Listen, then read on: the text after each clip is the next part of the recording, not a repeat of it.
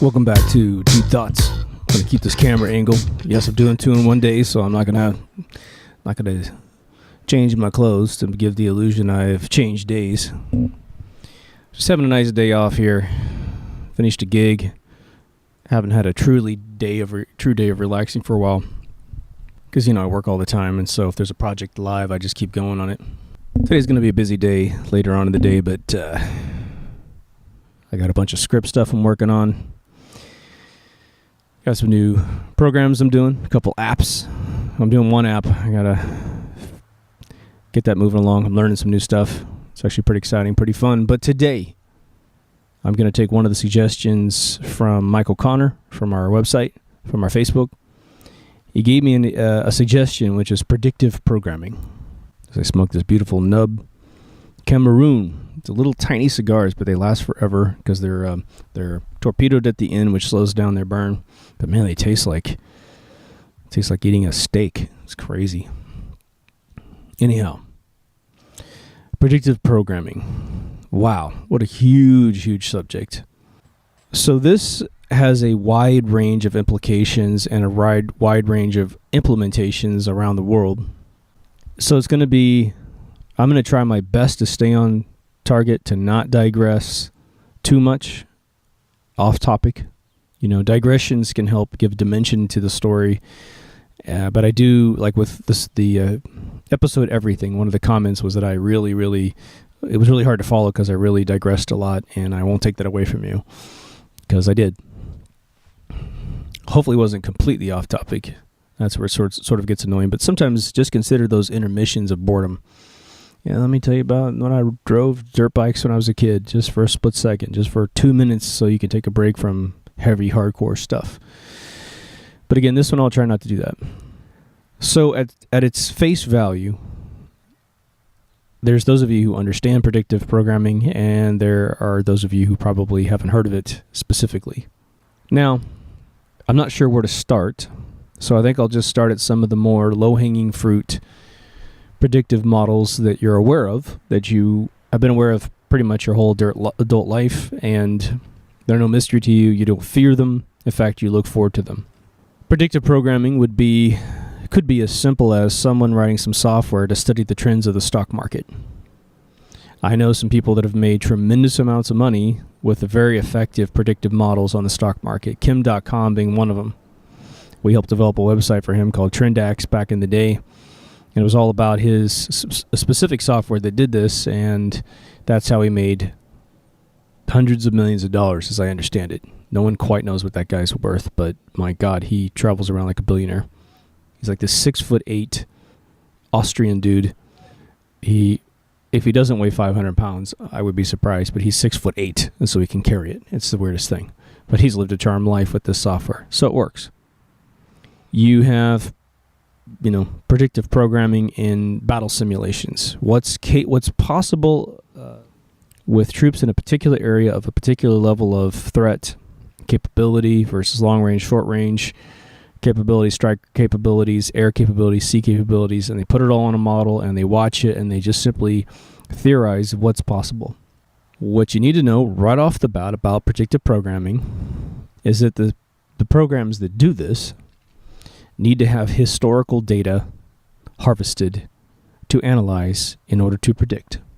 Now there's probability, which can be taken in a flash. This set of circumstances is in motion. What is the probability one way or the other that something's going to happen? And you merely run a mathematical calculation on the now to figure out, all right, well, the pitcher has thrown a curveball.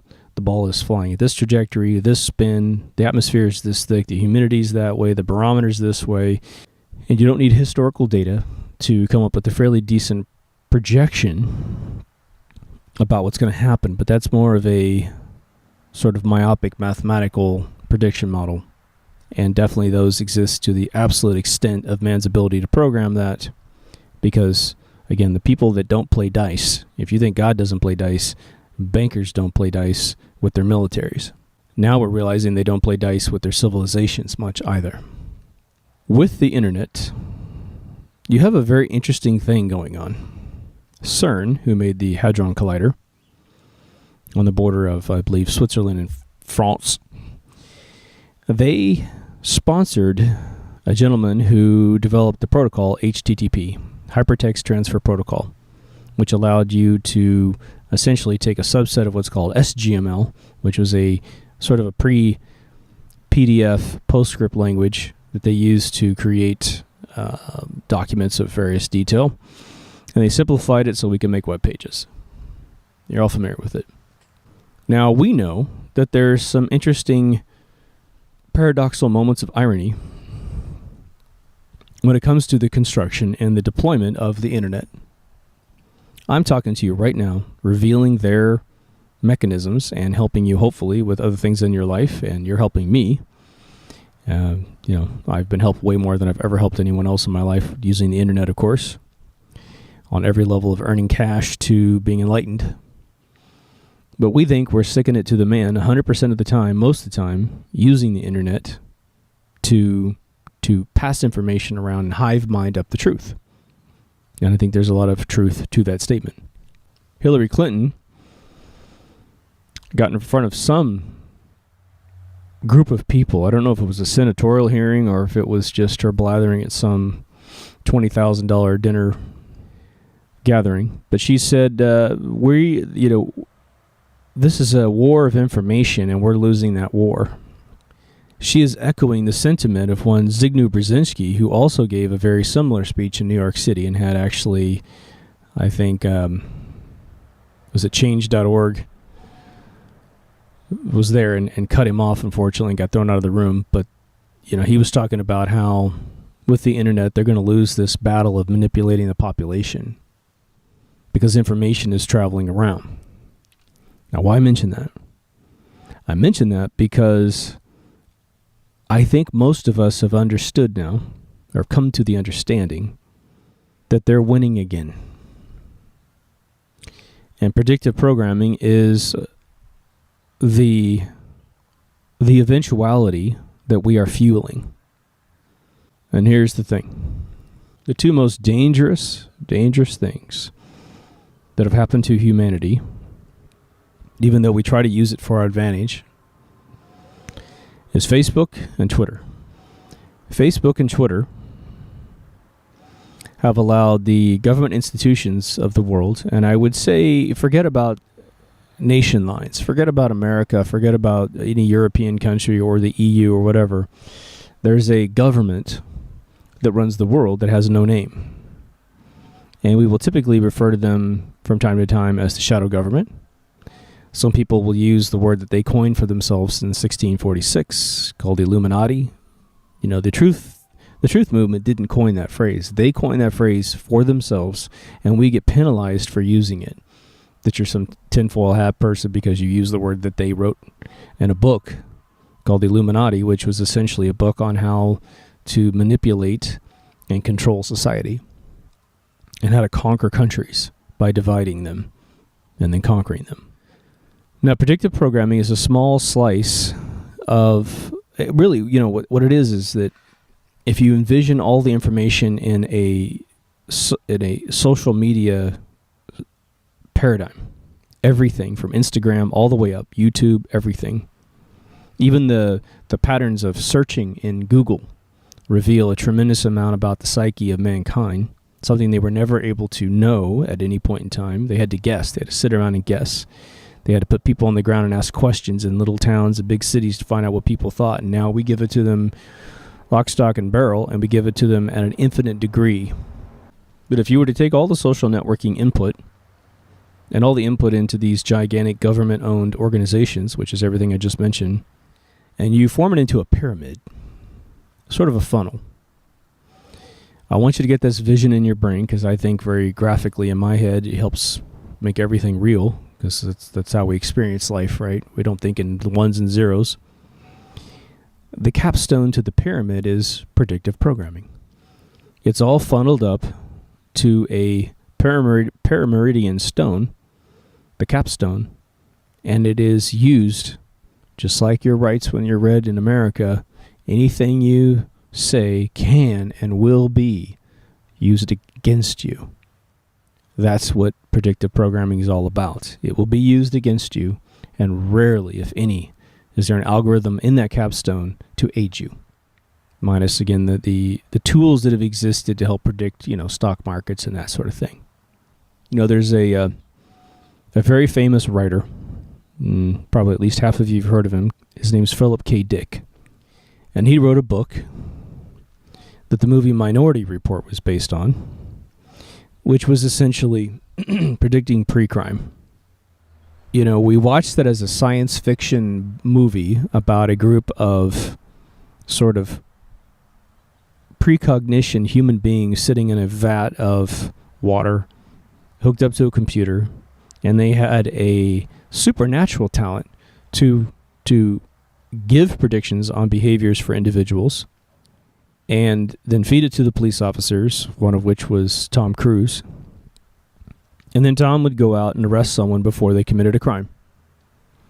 And the interesting thing about that movie is that it cleansed away from reality what's actually going on. Now, I'm willing to bet at least 40% of you have read an article about how the real governments of the world are trying to legalize pre-crime apprehensions, pre-crime incarcerations, pre-crime convictions. They're trying to very slowly get the people of the world to trust a computer to predict whether or not they have the likelihood of being a criminal.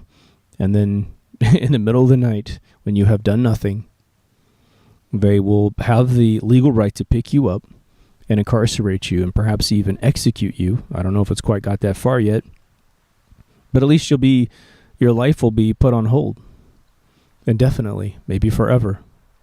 And obviously, when you're apprehended for something that you've never done, your happiness for their rule in your world is going to flip drastically. You may have been completely oblivious to the crime that they're going to accuse you of, and then they pick you up for the crime, and all of a sudden now, you don't like them for real.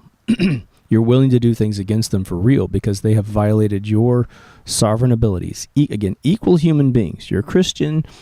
You believe man is created equal, but you believe that someone has the ability to be over you and not equal to you and take away all the things that are your inalienable rights as a republic defines, to be free, to not be messed with, to mind your own business. But if a computer program were to be programmed in a certain way to engage a bias, remember racial profiling is illegal in the United States of America, I believe.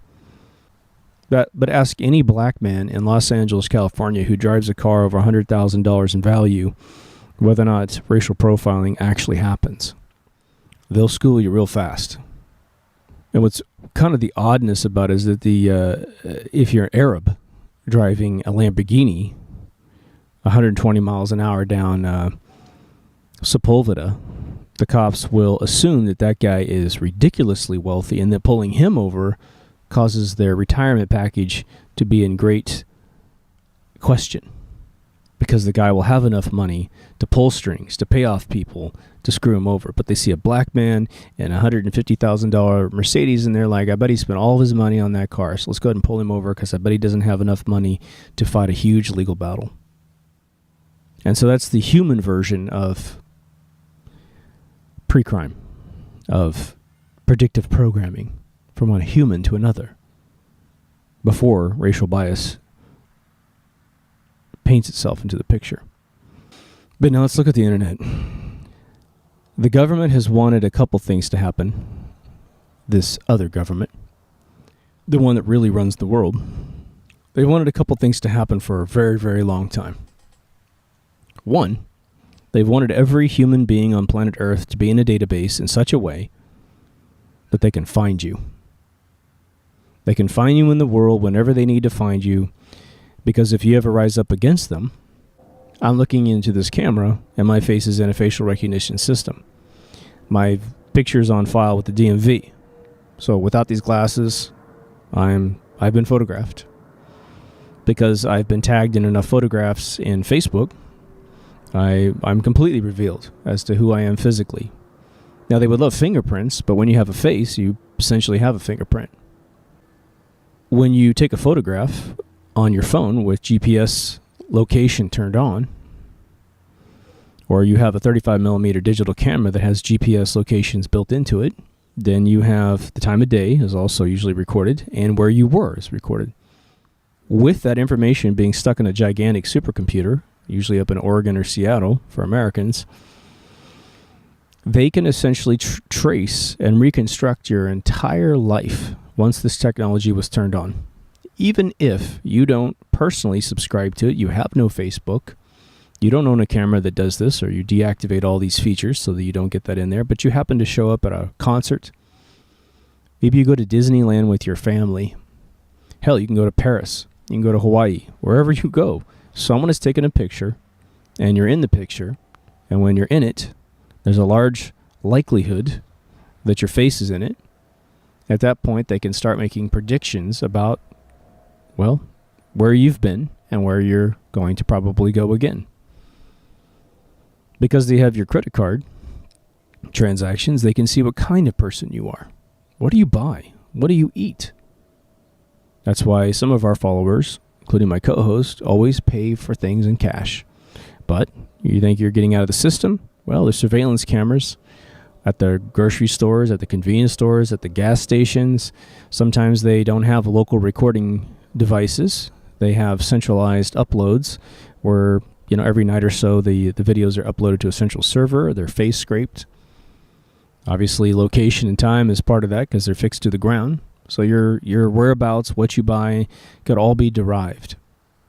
Because you're paying in cash, if they find the time of day that you bought something at the convenience store, and you think you're sticking it to the man, paying with cash, keeping it off your credit card record, well, guess what also occurs?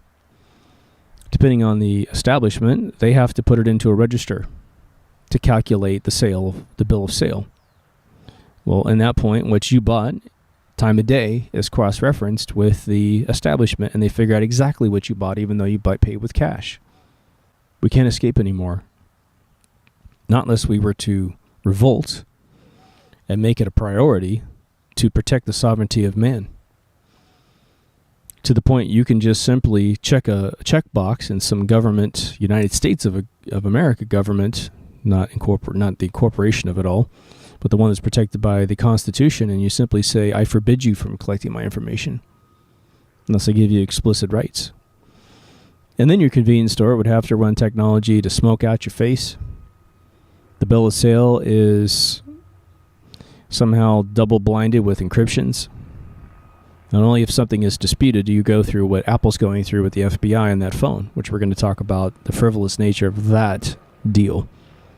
But now, what would they be interested in predicting?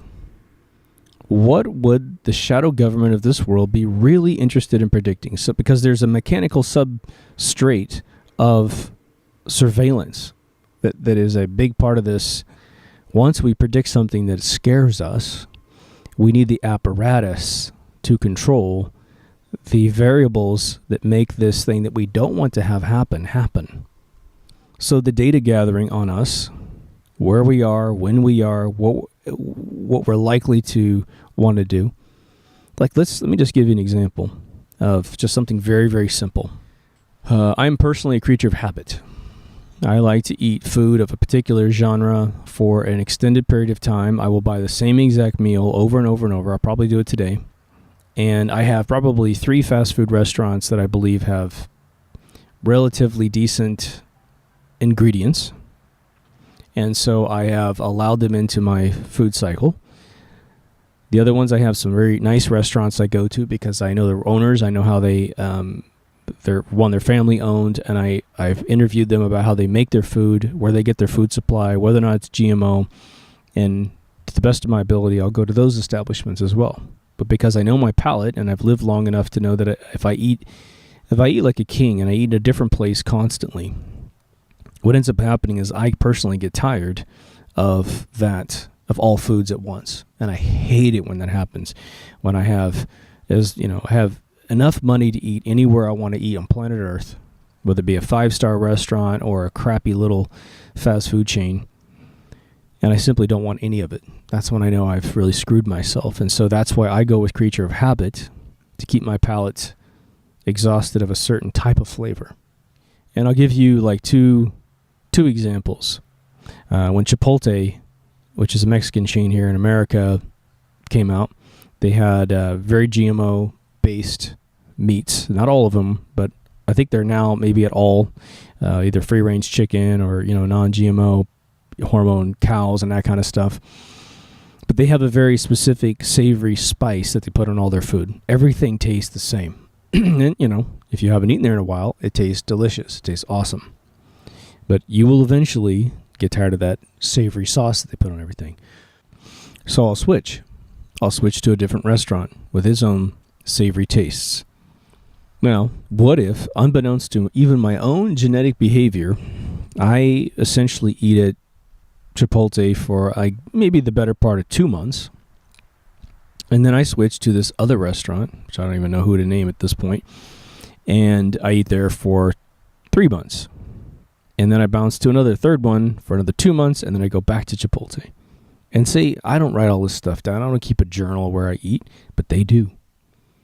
Through credit cards, through face recognition, through the bill of sale at these locations, without even knowing it. They're not looking at me specifically, I'm sure of it. But let's just say in the computer, if they did want to put eyes on me, they could totally figure out what I do.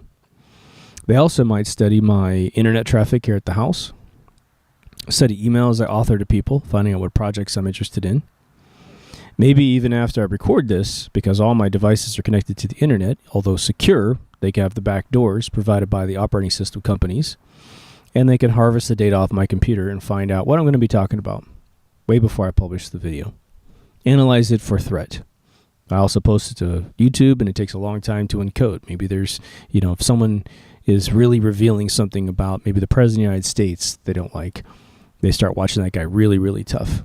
And most likely, they have figured out, they know the truth of everything they want to hide, right? We know this. There's something about President Obama. I don't know what it is. I can only assume it's maybe where he was born, that he's some test tube baby. I don't know what it is, but there's something about that guy that is so damning to him and so horrendously game-changing that there have been a couple individuals that have discovered it. I don't know how they discovered it, and everyone else doesn't discover it. And they were murdered. They were accidented. I forget the guy's name at all times, but it's the most pronounced one is the reporter for Rolling Stone magazine who he told his employer that he had found out this information. He was going to submit his article, and he transmitted that electronically, and then his car goes out of control, like it's a Porsche 911, and it slams into a palm tree here in L.A., and he's basically murdered by a malfunction in his car. And there's been other people who've had the same exact epiphany, the same exact claim about Obama, and they were suddenly dead. So I don't know what that information is. I mean, I have no clue at all, but they do. And they know where that information, I guess, can be acquired in the world. And I guess what they do is they put surveillance around that information. And anybody who gets close to that source, I don't know why they can't squash it. I don't know. Maybe they have squashed it. But authorizing a hit, I believe, is a very rare thing in the intelligence agencies. But whatever this information is, it is so game-changing that they murder you. And so they analyze who has the ability in this universe, a reporter being one, to take that information and really hurt this shadow government by taking out one of their Bilderberg selected leaders, being Barack Obama, who never accomplished anything in his life before becoming the leader of the most powerful country in the world, according to the bullshit paradigms of the universe, right? So surveillance is the mechanism by which they respond to their predictions. And that's why we cannot say at any point in time, well, I don't commit any crimes, so I don't care if they survey us. You could never say that. The Fourth Amendment of the Constitution protects eavesdropping and spying, but it has now been utterly violated by the Military Commissions Act, put in place by George W. Bush, and for all you lefties, kept in place 2 terms by Barack Obama. Because they don't run the country at all. They're just puppets. George Bush was not good. George Bush Jr. was not good at talking without a teleprompter. He embarrassed himself several times speaking publicly. Barack Obama doesn't have that problem because he never speaks unless there's a teleprompter. Ever. If you ever see him in one of those sit-down interviews in a plush little hotel room, believe me, his answers are utterly and completely rehearsed, and he's good at it. He's good at reading off a teleprompter. The guy would have been an amazing newscaster. He would have. A little earpiece, teleprompter in front of him. He would have done great. That should have been his real career. But instead he uses his skill for negative purposes because of his sociopathic underpinnings. But the pre-crime thing is massive. There is a show on the internet I've mentioned a few times called China Uncensored. It's hosted by a guy named, I believe his name is Chris Chappell. Funny guy. His crew is really funny, but they are utterly and completely naive if they are for real. And they're often accused of being psyop guys for the intelligence agencies. And he makes fun of that every once in a while. Doesn't mean he's not. It just means that's what it seems like, right? And it's all anti-Chinese stuff.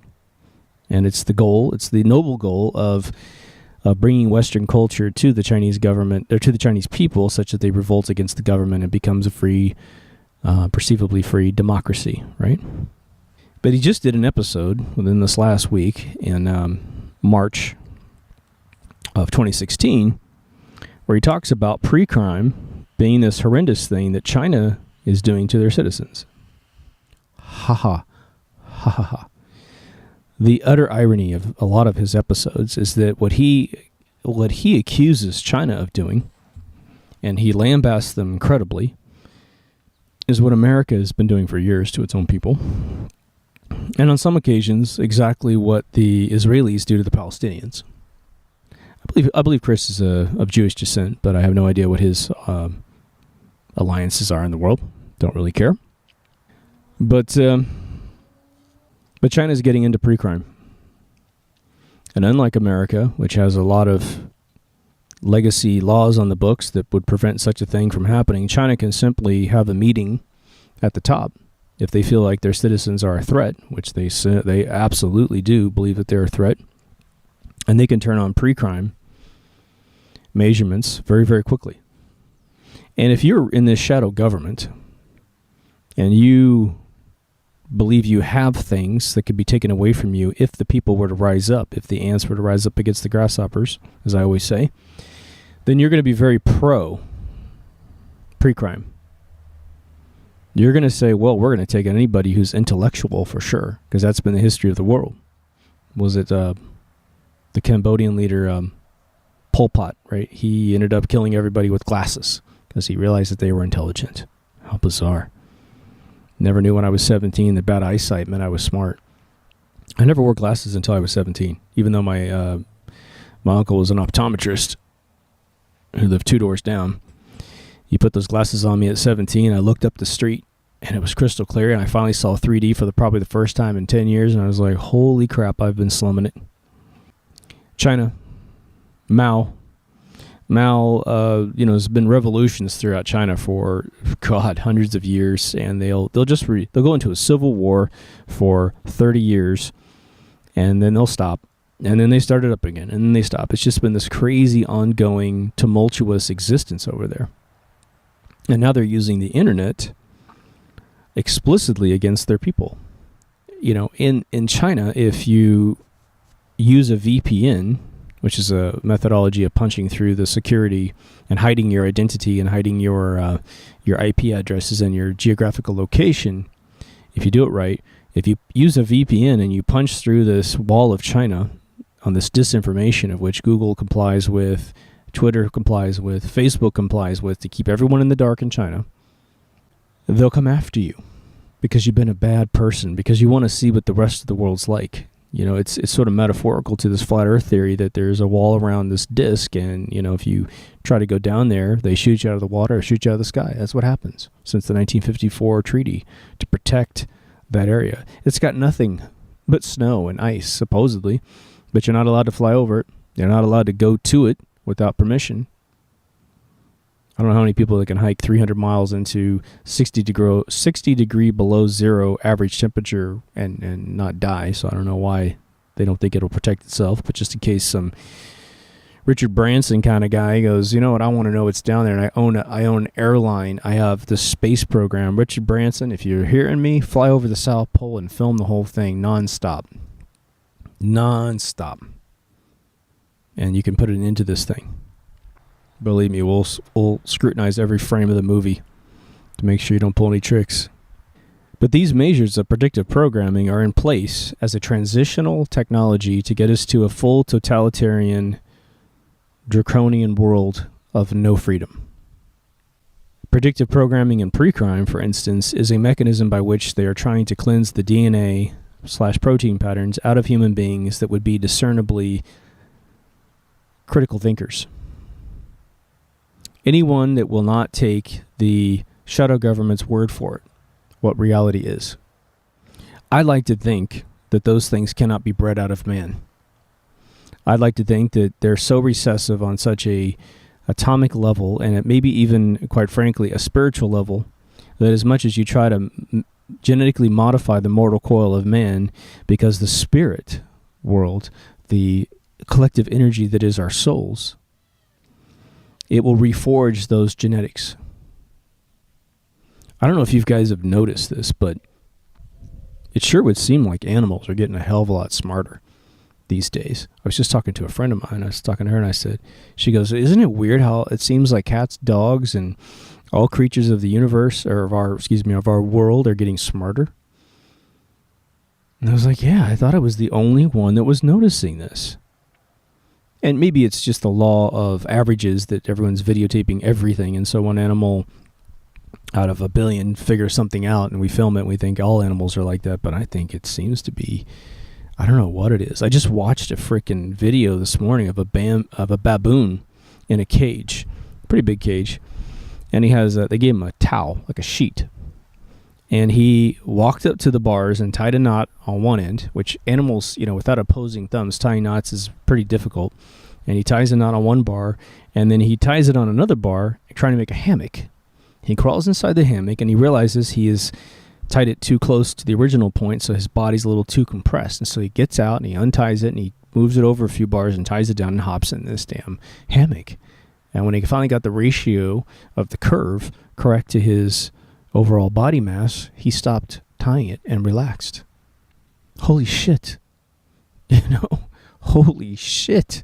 That is smarter than any monkey or ape I've ever seen, any primate I've ever seen in my life. Maybe I just don't know that. Maybe that's been done forever, which means they're a lot more close to our intellectual capacity than I thought, our mechanical capacity, right? We're called Homo sapiens because we're called, that means tool builder, right? That's a digression for you. So with predictive programming, we have, again, the bottom of the pyramid is the harvesting of all of our information. And remember, if you haven't seen all my episodes, operating system companies, of which there's about 3 in the world, they're in bed with the shadow governments of the planet. They have one objective and one objective alone, which is to provide an operating system that harvests all of your personal data into searchable tables on your hard drive that then can be backdoored by security agencies and harvested. All of your contents of your documents. Remember when OS X came out, they debuted Spotlight, which allows them to index the contents of your documents way above what used to be just the name of your document. OS X, now your iOS as well. It also, they provide photo applications, movie applications, and face recognition is turned on at least in your photos, and you cannot turn it off because they want a binary searchable tree of all of your face geometry. And they make that tree whether or not you want it or not, which is why you never want to use that software that they provide for free. And once they did it, well, then all of a sudden Microsoft Windows was losing the game because the intelligence agencies, thus the shadow government and the investment apparatuses of the world, were going to give more money to iOS and OS X mechanisms because they had a better search tool. So Microsoft tries to fight back by giving the same feature to their operating system. But with Vista, was it Windows 2000 Vista, they nearly lost all their customers before Windows 7 came out, which is pretty amazing. 10, whatever. And Google OS, the Chrome OS is coming, right? The Android Chrome OS, it's all the same thing. I'm sure they have their own version of it, although no one's really running Chrome on their computers too much, right? They might have like 0.5% of the world at this point, but you better believe that's going to change soon. So I say all these things because I want you to understand the extent of which the body of information is going into the supercomputers in order to facilitate predictive programming. They have predictive programming on macro levels, meaning what is a particular country overall believe.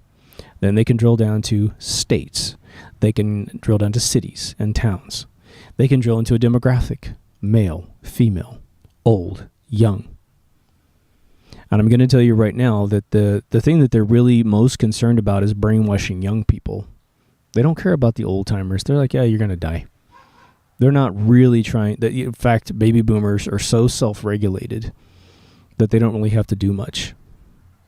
I have a friend of mine that believes in 9/11 being an inside job, completely dissected every single massacre from Sandy Hook to the Boston bombing. This man's a genius. But when you mention the moon, he can't get into it because he's usurped too much of that for his own identity that he can't be told that the moon missions were a hoax. It's part of his national pride as a human being. And that's fine. But that shows you the dynamic of how easily manipulated these individuals are.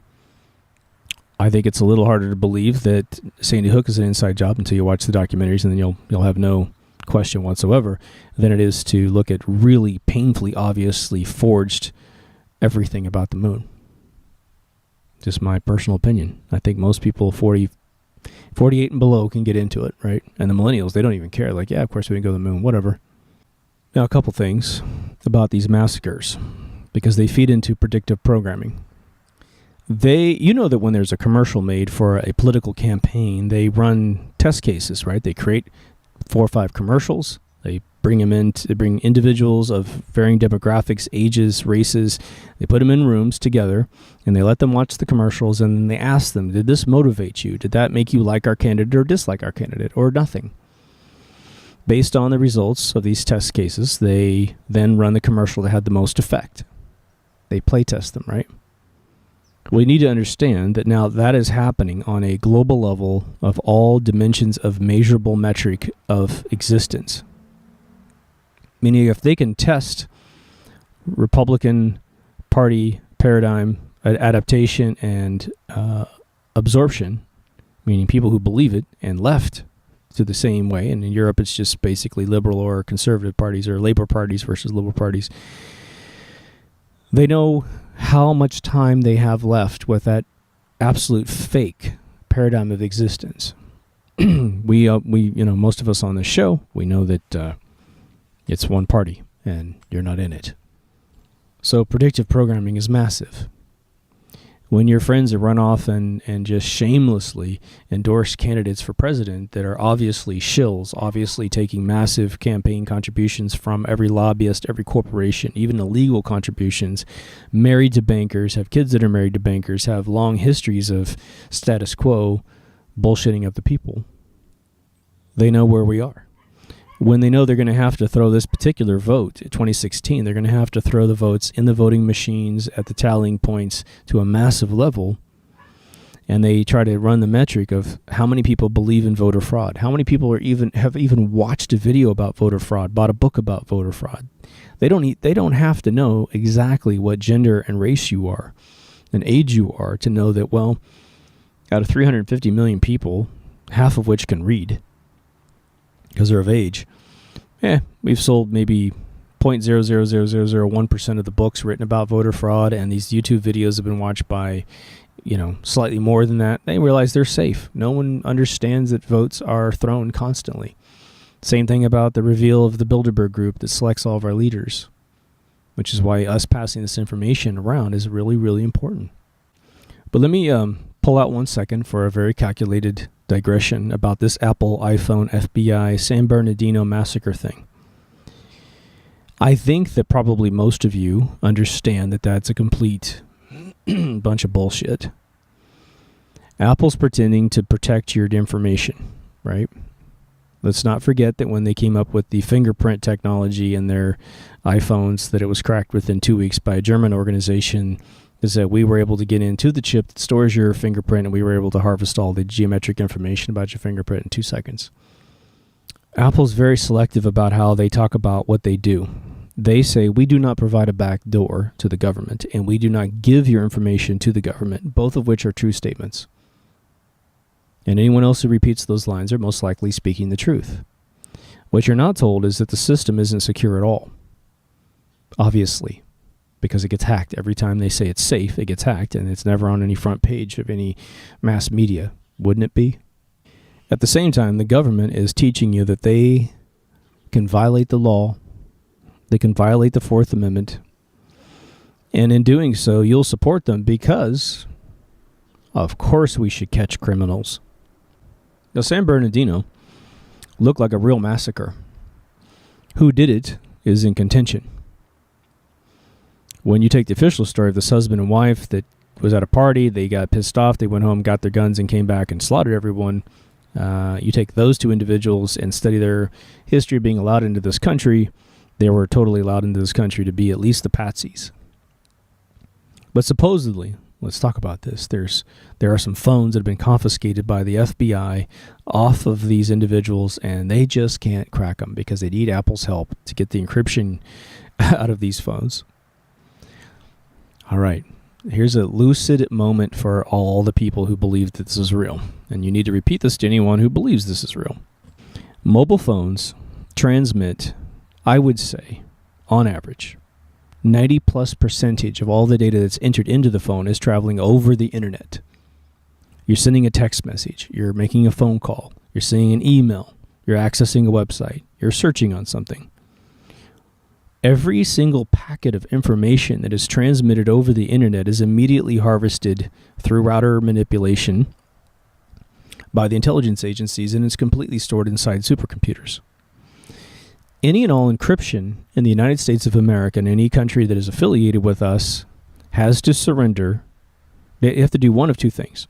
They have to keep their encryption codes so easy to crack by our supercomputers that they don't need the key, which is the way 99% of every device in America is created. There's no encryption key that's really that intense. But if you're an organization that wants to sell a product that says, we're going to give you an encryption key based on a prime number that's, say, 4K used to be the big number in the 1996 era.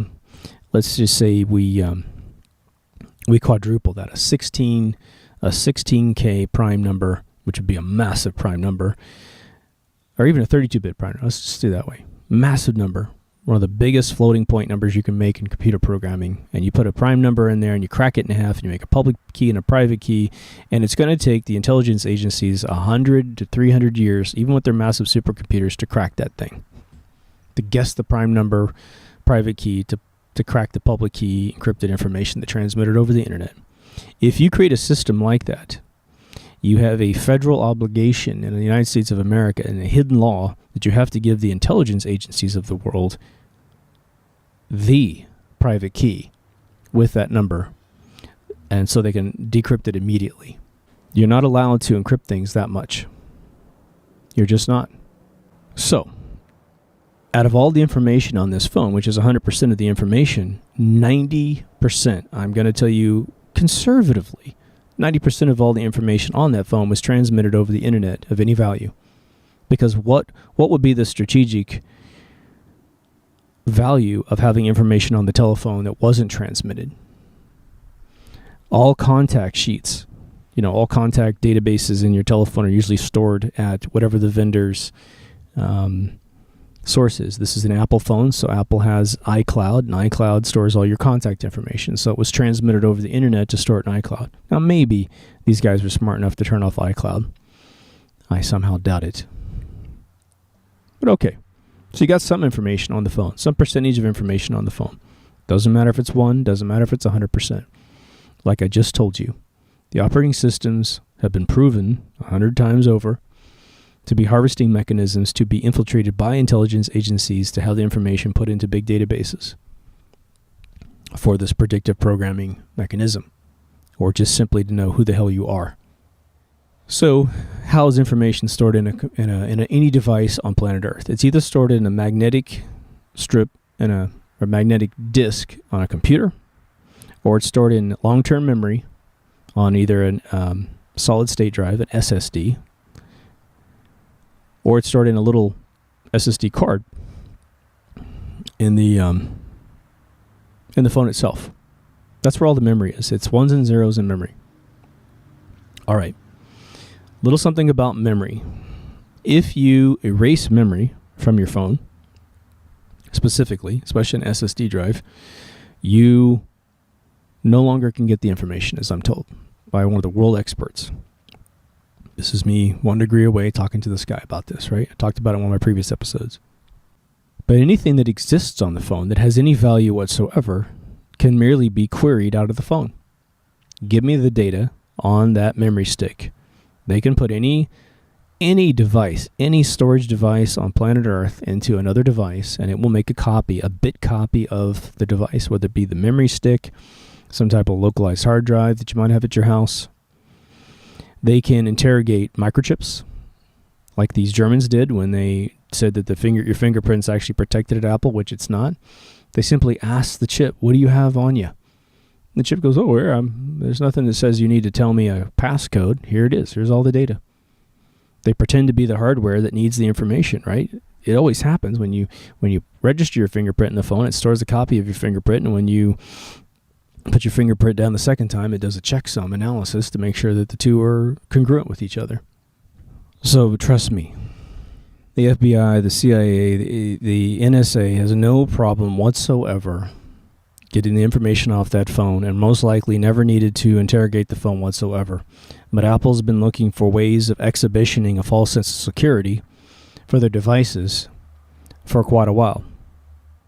Now, why Android has not suffered the same slings and arrows that Apple has, it blows my mind. Why does everyone supposedly care about how Apple encrypts information and there's not been a single cover story of an Android phone? I don't get it. I don't get it at all. One of the most hackable operating systems on planet Earth is Android. When one of the Android CTOs was on, was it the Mossberg guy? The guy from Wall Street, and he was interviewing the guy, and he says, "Well, what about the claims that your operating system is completely hackable?"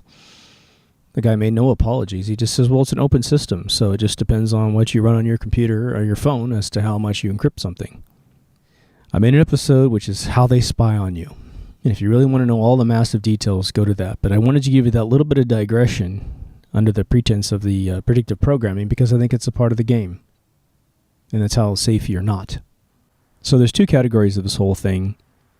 The one that is not discussed and really unknown at all, even in fringy conspiracies, is the gathering of social networking information to create a predictive model of how society will tolerate tyranny.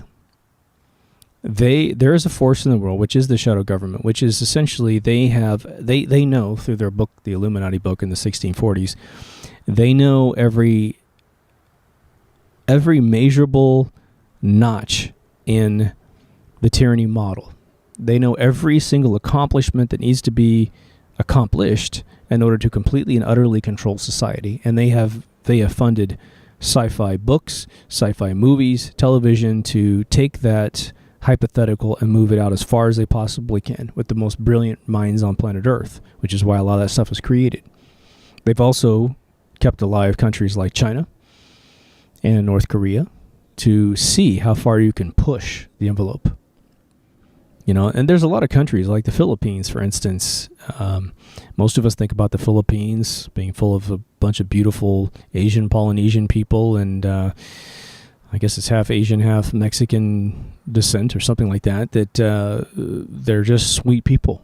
I've met, I worked at a company once where at least half of the, I'd probably say about 35 of 75 employees were all Filipino. They're just the most sweetest human beings on planet Earth. And then I find out that when a Caucasian buddy of mine moved there a few years back, he said, people disappear in our village. The government comes and gets them.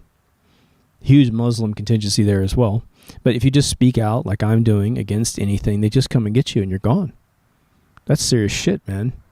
I don't go to bed fearing my government's going to come get me. I don't. Because I don't really know anything that's seriously threatening to them. It's not in 1,000 other videos. I just have a slightly different take and homogenizing things together. I think click in people's brains of a certain type, I think that the number one product of predictive programming right now in society is to figure out what society will endure and then push it to the next level, which is why the more that we can convince people to pull out of things like social media, and I hate to say that because we use social media to communicate with each other, but maybe, again, I don't know, maybe it's more dangerous to talk about our stuff and to like a post about 9/11 than it is to just post a kitty cat fighting over a cigarette, Maybe observing this video puts you on a metric. I don't know how you do it. Maybe go through Tor browser or something, where it's a dark net, browser that at least obfuscates your IPs a few times before you get a chance to get the data to your computer. But still, eventually the data does route to your home computer, and I'm willing to bet they've got darknet all figured out. I had never done darknet until about 6 months ago. I didn't even know what the hell it was. And it's essentially, there's a bunch of websites out there that are not necessarily in all the search engines, which I don't believe is true. They say 95% of the websites in the world aren't in Google. It's like, well, the Tor browser goes to Google. So I don't know how they also have their own search engine, but maybe that's true. It must be true on some level. But I guess people are buying illegal drugs through that, but they do get busted all the time. So I wouldn't trust it in any way, shape, or form. I would never do anything illegal on the internet. Let's just put it that way. I wouldn't even buy an antibiotic over the internet. Why do you need that hassle? Something you could get for maybe $125 with the doctor's visit, but you could go to jail for a year if they want to exploit you 20 years. Why do that? Find a different way if you're going to commit a crime. But the one that's coming, that we've had, again, fictionalized in this Philip K. Dick book made to a movie called Minority Report. And again, they cleansed it. They cleansed it into the fact that there were these females in these tanks that had this clairvoyant capability, and they were predicting crime. And as I understand it, the guy that wrote Total Recall, who a buddy of mine was his best friend, he said that Total Recall 2 was supposed to be made in the early 90s, and it was about the mutants of Mars having that clairvoyant capability of pre-crime, and that's, I guess he must have gotten off the Philip K. Dick novel. I didn't know Philip had written that novel at the time. Philip K. Dick died in 1982. And Total Recall came out in 88, so he definitely had time to rip off that idea. But he was going to use that idea for Total Recall 2, which was never funded. And of course, the remake was sadly horrible. Beautiful movie, and the soundtrack's great, but man, it's just the story was not good. Everyone acted great. I just think the story wasn't there. But I think pre-crime is the one we need to worry about. Because take your average American, especially. I have no claim of what the average European's like. None at all. But your average American who's scared to death of terrorism and all this other crap, they're all divided racially speaking because they buy into all this Black Lives Matter stuff. They are going to be easily convinced, in my opinion, the pre-crime technology is actually a viable technique, probably until one of their inbred family members gets apprehended. And then they're going to become a huge advocate for the removal of pre-crime. But by that time, it'll already be in place. And the real stepping stone that we don't want to step on or step over is the legalization of pre-crime. We never, ever, ever want that to become a possibility. We're so global warming based on a bunch of fake computer simulations. We can't predict it's going to rain unless we see the clouds. So how on earth could we possibly predict the weather in 100 years? It just doesn't make any sense. And of course, just forget about all the real science around CO2 not existing in the atmosphere. Forget about that. We don't need any real science. We just have to have a bunch of people who are paid billions and billions of dollars to repeat crap, and then Americans are like, yay, I believe it, and you're a bad person if you don't believe it. Again, the worst thing about history being taught horribly in school, if it's even taught anymore, is the kids don't learn history, and we do repeat things, and we're certainly not taught about tyrannical evolutions of history. Hey, we're taught, in America, honestly, we're taught a little bit about the revolution, But we're not really taught about the substantive reasons why the people of Europe were repressed and why they wanted to come over here. The Scottish Masons coming over here to say, we're going to tell Europe we're going to build a government for them, but what we're actually going to do is steal it all using their money. And we're going to make a free country. And we're going to take Magna Carta out of Europe, and we're going to make it happen in the Constitution. I don't know if we're doomed or not. Again, I think information passes between humans without actually explicitly talking about it. But I mentioned it before, there's this gripping series on Netflix called Making a Murderer. And it's about a guy named Stephen Avery who was falsely convicted of a rape and put in jail for 18 years. And at the 17th year of incarceration, they found genetic evidence to prove, DNA evidence, that he was not the rapist. They finally found out exactly who did it. The woman who falsely accused him apologized. When she saw the real guy did, she's like, oh my God, that is the guy. And so he got out of jail. And then he went home and he had a $36 million lawsuit, $2 million for every year that he was incarcerated, that he was going to be settling against the state of Wisconsin. They even made a Stephen Avery bill that tried to prevent false incarcerations. And then a woman, because his family oversaw a salvage yard, so they weren't exactly the most brilliant intellectual people. He has his sister's van that he's going to be selling, and so he has this woman come over from the automotive magazine that sells cars, and she's supposed to take a picture of it, series of pictures, and put it in the magazine and put a price on it. She came, took pictures of the van, and then left, and they eventually found her murdered, and her body was brutally murdered and stuffed in the back of her car out in the wilderness. And then they tried to say, because Stephen last saw her, supposedly, that he murdered her. And when you watch the series, you'll realize that he had nothing to do with this thing. That the cops, 2 days later, called in the license plate, having found the car in a completely different location. Eventually, he found the car on the outskirts of his salvage yard, found by one of the relatives instantaneously. It's 40 acres of salvaged cars, and this woman walks directly to it, because we believe that she was told where it was. I believe what the cover story was is that they told the family secretly, Stephen Avery killed your sister, your whatever, your daughter, your whatever, and we need to frame him for this because we know he did it. We have other evidence that we gathered by means that we can't push it to a court of law, so you need to support us.